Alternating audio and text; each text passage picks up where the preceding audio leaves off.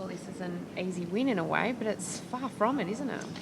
Yeah, well, we didn't. We had a tough game up there about this time last year, so similar conditions, night game, so they seem to handle those conditions really well up there at the home ground, and have obviously pushed the two best teams in the competition, right to the last quarter. So, we thought they were in good nick last year, and they're certainly a much better side right now. So it's going to be a huge challenge, and as the football world have anticipated, it's the away game at Metricon from this point on is going to be extremely difficult. So they're only going to get better and better. The Gold Coast, they look like they're believing in their ability, and they've certainly got plenty of it.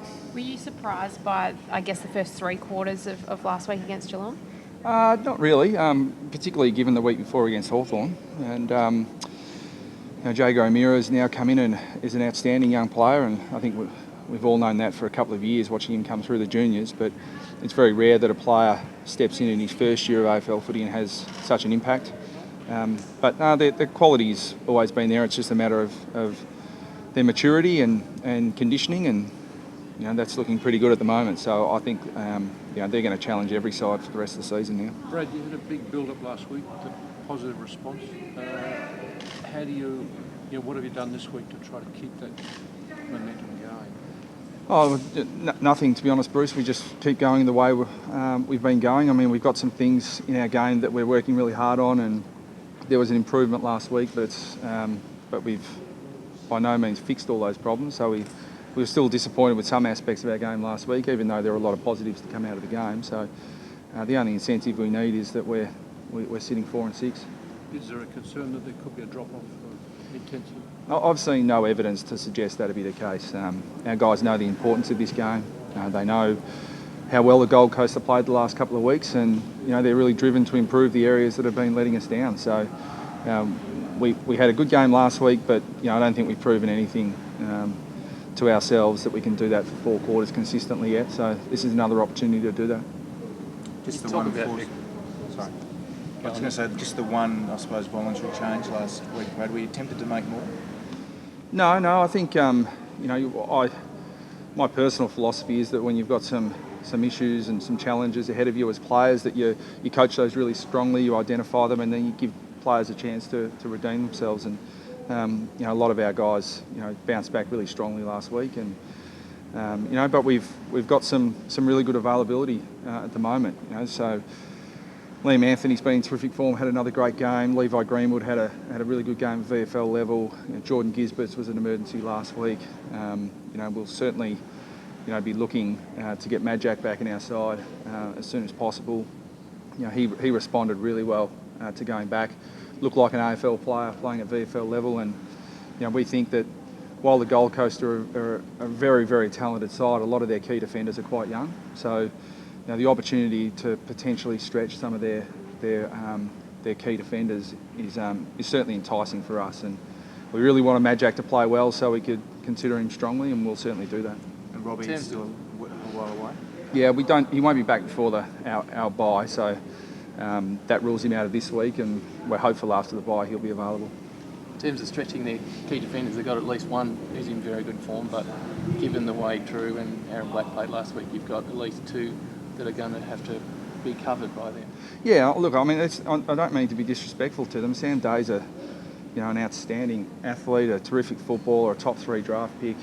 Rory Thompson's would have to be spoken about in the best 5 key defenders in the competition at the moment, and Stephen May's a very good player who even notwithstanding a few injuries to Zach Smith and a few others, was playing in the NEFL last week. So, I mean, they've got a lot of options there. It's just that we've got to look at the best forward line to try and stretch them. And, Murphy's an addition from Hawthorn as well. So they've got options, but I think we've got to try and play to our strengths. And certainly Black and Petrie were good last week, and we'd like to give them some additional support. So how likely is it then that Majak comes in? Oh, look, I mean, he's no more so than he's right in the mix. I mean, we left him out to go back to the VFL to work on some things, and he responded in the best possible fashion. So that puts him right in the mix now. It's a matter of working out the balance of our side and seeing if we can get an advantage there. And if we think we can, we'll play him. So in terms of working on things, you're happy just the 1 week? Yeah, well, look, he responded really well. So, I mean, you can only do what was asked of him, and he did that. And so we'll continue to work with him on some other things. It's not going to be look, Majak's not going to produce his best footy for another couple of years yet. So we know it's going to be a work in progress, but the signs are good. What do you do about Gary Ablett? Well, we're thinking about trying to take up 3 or 4 cars, and maybe when he drives into the car park, just block him in so he can't get out of his car. That'd be a good option. That'd be the best way to stop him. He's the best player in the competition. What else can you say? Whichever way you look at it, you look at him play, you look at the stats, you look at his game time. He's probably the Gold Coast's most effective forward. He's their best midfielder.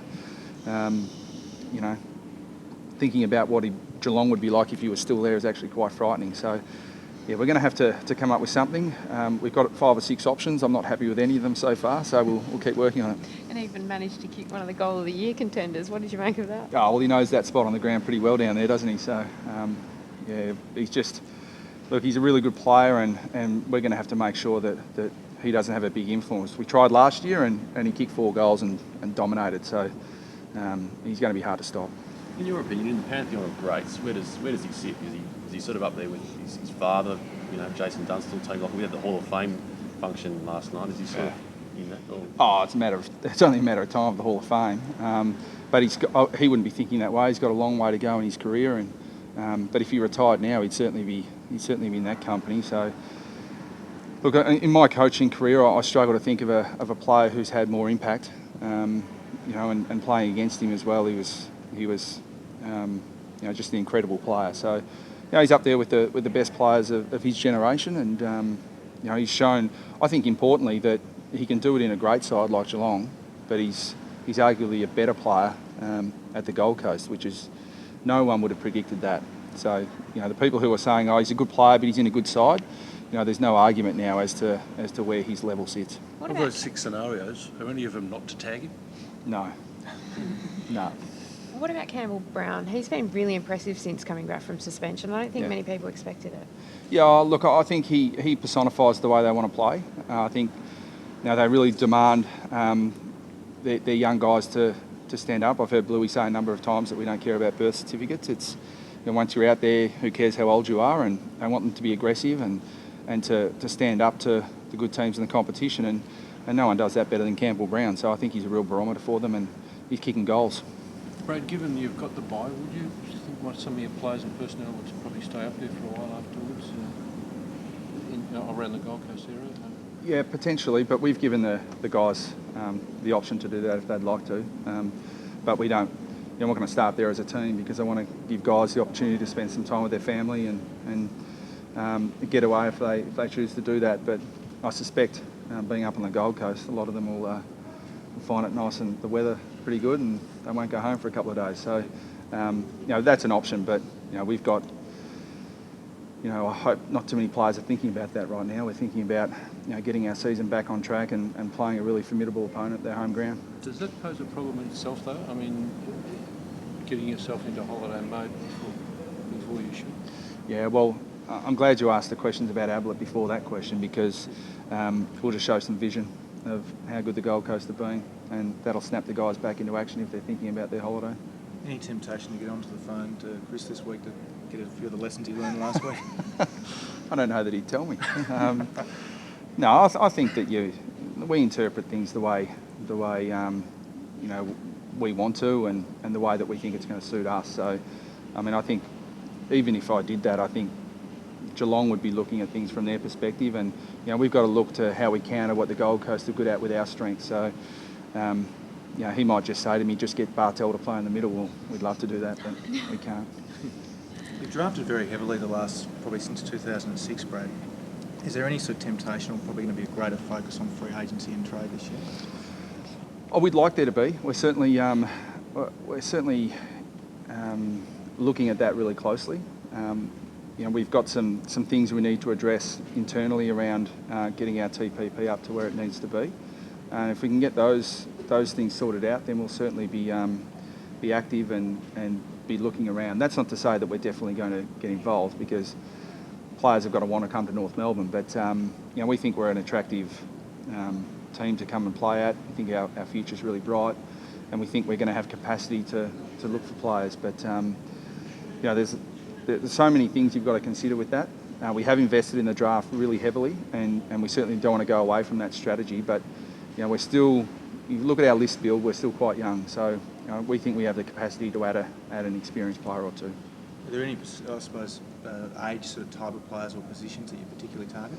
No, we think our list is reasonably well balanced. So it's not about looking at trading or free agency for a need. It's more just to strengthen what we already have. The balance is okay. But we think we'd like to look at getting some more experience in, but not at the expense of our longer term strategy, which has been in place for a long time. Do you have any thoughts on the suggestions that maybe Melbourne gets salary cap reprieve to get out? I just have a feeling that you do out of that look. Oh, well, that's a bit staggered, really. I mean, look, the short-termism in this game is unbelievable, and I understand we're in a weekly cycle of winning and losing, and we played St Kilda last week, and people are asking me about St Kilda's young list, and they're developing, and round 2, 2010, St Kilda beat us by 104 points, and one of the most experienced side in the competition. And now 3 years later, we're talking about them being really inexperienced. I mean, things change rapidly, and sides go from being really experienced and 3 years later being very inexperienced. Melbourne have a lot of capability on their list. They've got some really good players coming through. Jesse Hogan's the closest thing I've seen to Jonathan Brown in a 17-year-old. Jack Viney's obviously a really talented player. Jimmy Toumpas is a very talented player. So, look, they'll be okay. I think that the short-term reaction to some short-term pain, I think is talking about salary cap relief is just, I think, overreacting. I think that they're going to be okay.